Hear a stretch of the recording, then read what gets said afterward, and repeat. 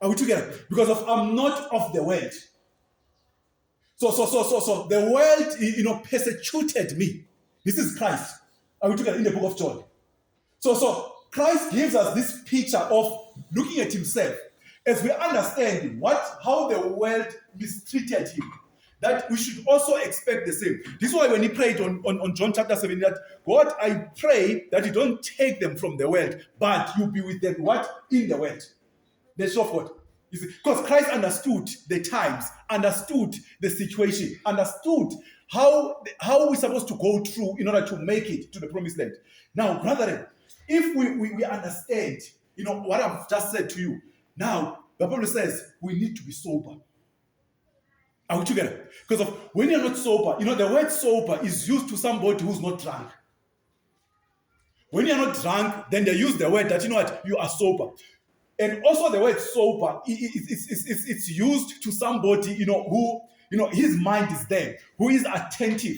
Are we together? Who is aware of the surroundings, who's not ignorant of what is happening around. Are we together? That is somebody that is sober, somebody who's cautious of his surroundings. But when you're not cautious of your surroundings, when you're not, aware of the times, when you're not aware of the danger, that is, around you, then you're not sober, because of anything can happen. When something happened, it will find you wanting. I will tell you God. So this is why Peter says, when this crucible happened, are we together? We should be in a situation where we are sober. Are we together? Because of, rather, we have lost a lot of members in this church. Because of Mamum Tana has said something to me. As a result, whatever that has been said has hurt me. I don't like the church. And you get it, brother. There are just small things that, are not worthy to sacrifice your salvation. But those small things are more than your salvation. And when you look at it it is not really worth it. That you are willing to sacrifice your salvation.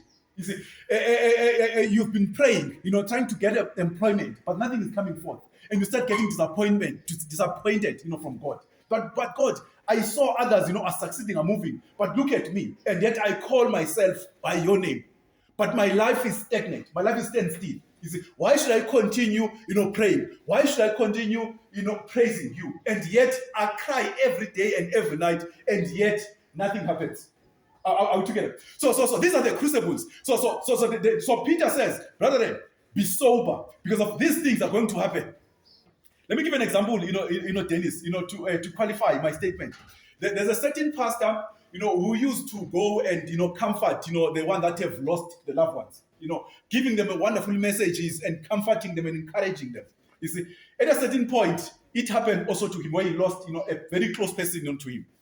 You see, so when the same people came to comfort with the same messages, they said, no, it can't be. It cannot be.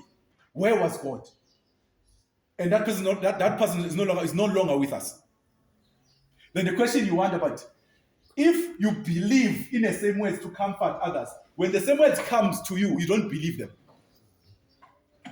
Are we children of God? No. Peter says, this is what the devil will try, to scare us. This is the devil will try, to bring to us, not to be discouraged. He will try, to deceive us, not to trust and believe in God. You see? So all those things, for us to be able to stand, we need to be sober. I'll tell you one time. Because if you are not sober, the Peter, refer or likens, the devil as a roaring lion. A roaring lion is not a lion that comes to attack you, but it scares you, by bringing this, sound. So it's like, what? I'm about to be attacked. But Peter says he does not have power because of you has defeated at the cross.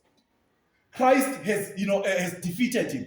So we have that assurance that if Christ has defeated him, as long as we cling to him, we have got an assurance of overcoming, brother. You see, now he says again, be vigilant. Not just only be sober, be vigilant. What is to be vigilant?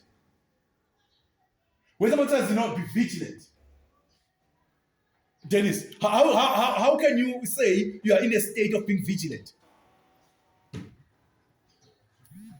You are more alert, or also you are more realistic, you are paying attention to what is happening. Absolutely.